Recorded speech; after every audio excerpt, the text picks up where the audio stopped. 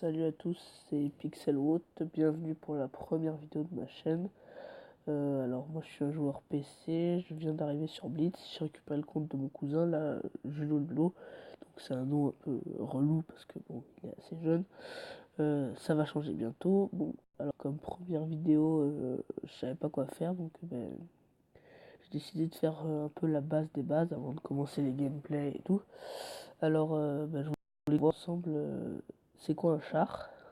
Parce que en fait on a tendance à trop souvent l'oublier, mais il y a différents éléments, différents modes de fonctionnement. Donc déjà un char, donc c'est ce qu'il y a là sur l'écran, donc c'est composé de la tourelle, là l'élément en haut, du canon, l'élément qui est fixé à la tourelle, la caisse, là où les chenilles sont fixées, là où il y a tous les membres d'équipage, le moteur et tout, les chenilles justement, et on peut voir aussi après il y a différents on appelle ça des weak spots, c'est par exemple des trappes, des mitraillettes, des appareils d'observation. Là, c'est là où on peut vous percer facilement.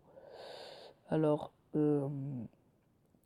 qui relie le canon à la tourelle, il y a une pièce métallique qui s'appelle le mantelet de canon. Généralement, c'est une pièce métallique très résistante. Donc, sur certains chars, le mantelet sera plus gros que d'autres. Par exemple, si on va sur le T-34, voilà, là on peut voir qu'il a un énorme mantelet, là c'est la pièce carrée, donc ça va protéger presque toute la tourelle, d'autant plus que après c'est à peu près arrondi sur le bord, donc ça va être très dur de percer. Et on voit aussi qu'il a un gros weak spot, c'est cette trappe là du chef de char qu'on voit là, donc ça c'est assez gênant. Donc après le mantelet, donc on a le canon c'est un peu l'arme principale, c'est celui qui va vous faire des dégâts, je vous apprends rien. Et donc le canon, donc il y a différents calibres, il faut savoir que à peu près suivant les calibres, il y a des moyennes de dégâts. Donc par exemple 150 mm ça tournera autour des 750, et puis ça va descendre un peu. Par exemple ça c'est un canon de ça c'est un canon de 120 mm avec comme moyenne de dégâts 400 à l'AP, 400 à l'APCR et 515 à l'AHE. Voilà. Après la caisse, donc la caisse c'est l'élément en dessous de la tourelle, là elle est assez anglais mais pas très blindée, donc elle se fera percer facilement. C'est là où il y a tous les éléments, il y a le moteur aussi, et donc c'est vraiment le corps du char en fait. Donc la caisse elle peut être là elle est très facilement perçable. Après suivant les angles qu'il y a, par exemple sur ce char, la caisse là on voit qu'elle est anglais, là ça fait vraiment une plaque assez anglais. Bon, vous percera quand même, mais bon, ça va faire ricocher certains tirs. Par contre, voilà, donc ce petit char qui s'appelle le Panzer 2J, il a une caisse vraiment très très épaisse, très dur à percer pour un rang 3. Voilà. En fait, je m'excuse de parler comme ça, hein, mais je suis malade et je me suis opéré du nez, donc j'ai la voix un peu dégueulasse. Donc voilà, je reviens là où j'étais. Donc après, sur les chars, on a les chenilles. Donc les chenilles, c'est les roues du char en gros, hein. Donc c'est des éléments qui sont très souvent détruits, c'est très facile de les détruire. Donc une chenille c'est composé de galets, et pour faire des dégâts et en même temps casser une chenille, vous pouvez essayer de détruire les galets d'entraînement. Donc c'est les plus petits galets là qui sont aux extrémités des chenilles. Il y en a sur tous les chars, hein. Sur lui il y en a deux gros aussi. Là il y en a quatre des galets d'entraînement, mais sur le RHM là c'est deux qui sont aux extrémités. Sur le T-34, c'est les deux, voilà, dont le denté à l'arrière. Donc là-dedans, vous tirez là-dedans, et ça va en même temps faire des dégâts normalement et casser la chenille pour immobiliser un véhicule. C'est plutôt pratique.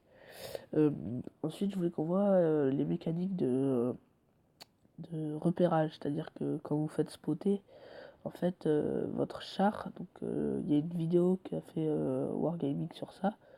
Votre char, on peut en gros le placer dans un espèce de cube imaginaire.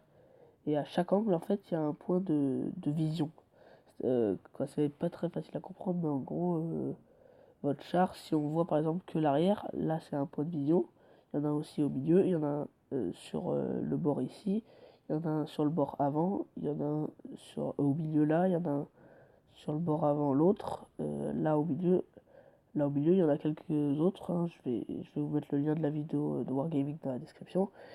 Et Donc ça, c'est les points qui peuvent vous faire voir. Mais du coup, peut-être vous allez vous demander comment on fait nous pour voir. Et en fait, vous avez un point de visée qui est justement au niveau du mantelet dont je vous parlais tout à l'heure, là, ici. Et en fait, donc ce point de visée, si par exemple vous mettez derrière une butte et qu'il n'y a que votre mantelet qui dépasse, vous allez vous allez repérer des ennemis. Donc vous étonnez pas si vous êtes par exemple derrière un rocher et qu'il y a votre arrière qui sort et que là vous faites repérer et vous prenez un tir alors que vous avez repéré personne. C'est normal, votre mantelet il est caché et vous ne pourrez pas repérer la personne, mais elle vous aura vu parce qu'elle aura vu un de vos points, on va dire des points vitaux. Et donc ça fonctionne dans tous les cas, sauf si la distance entre vous et l'ennemi elle est inférieure à 50 mètres. Dans ce cas-là, vous vous repérez à tous les coups. Mais bon, donc gardez bien à l'esprit que quand vous voulez faire du repérage, oubliez pas de faire sortir votre mantelet, c'est très important. Et donc ça fonctionne avec tous les chars, hein, même les chars, les chasseurs de chars. Là, le mantelet, donc c'est la plaque, quoi, l'espace entre les deux plaques de blindage. Il faut que vous ayez ça si vous voulez spotter des gens. Donc là, on le voit bien. Là, sur le T6 Dracula, le mantelet, il est là. Voilà. Donc sur ce, ben, justement, je vais essayer de vous expliquer ça. On va partir en bataille avec le T6 Dracula. C'est parti.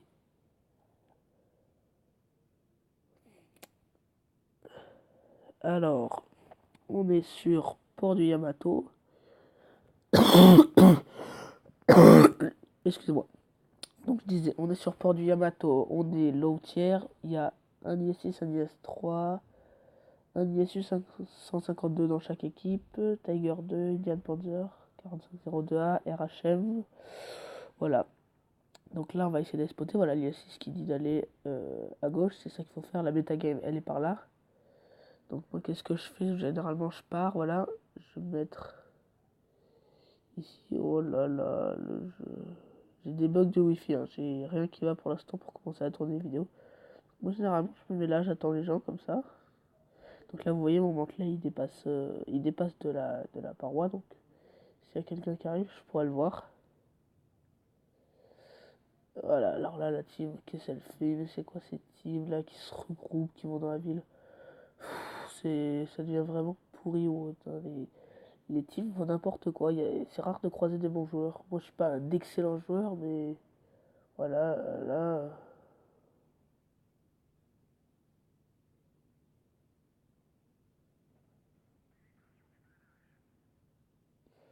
Voilà, bah là on s'est trouvé un poste de snipe, hein.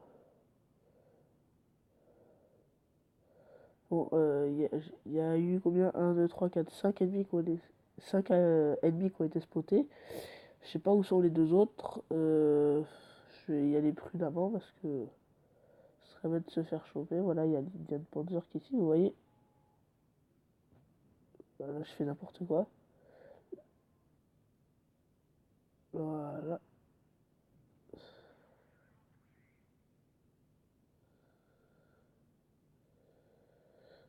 Donc là, l'Indian Panzer il s'occupe pas de moi, du coup je peux lui placer pas mal de dégâts. Il m'a toujours pas vu. Persuadé d'être à l'abri. C'est faux. Voilà, du coup on peut le finir assez facilement. C'est bien, ça libère la game. Du coup je vais essayer d'aller les prendre à revers. Voilà, je vais essayer d'aller finir le SU. Donc le TC Dracula c'est vraiment un char qui est très pratique pour faire ça. Parce que vous arrivez derrière.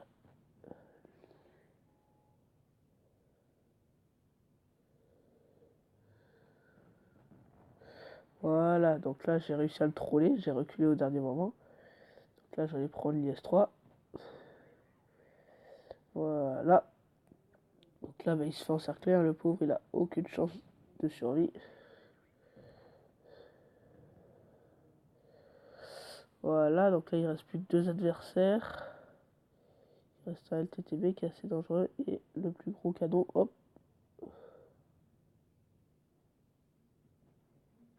C'est bon, ça passe.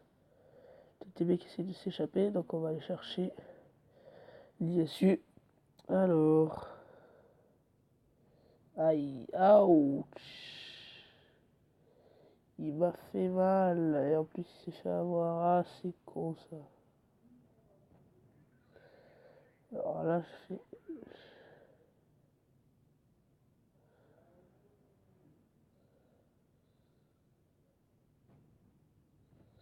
Voilà, donc ce char n'a pas de blindage, là je joue très mal. J'avais commencé un bon début de game, et là, la fin est pas terrible. Les ennemis veulent pas, les alliés veulent, voilà, les alliés arrivent forcément au dernier moment. Voilà, une game, somme toute assez classique. Là, on a eu de la chance, on a gagné. Alors, voyons voir qu'est-ce qu'on fait. On passe, on passe 2321 dégâts. On a la maîtrise classe 3 et la médaille de Levlashayo. Voilà, donc on fait le deuxième score de dégâts de l'équipe et le troisième de toute la bataille. C'est pas mal, surtout que les deux premiers c'est des rangs 8. On fait le maximum d'XP de toute la bataille. Voilà, donc c'est une partie pas mal. Voilà, donc c'est tout pour cette première vidéo. On se retrouve pour une prochaine vidéo. Et encore désolé de ma voix qui est vraiment dégoûtante.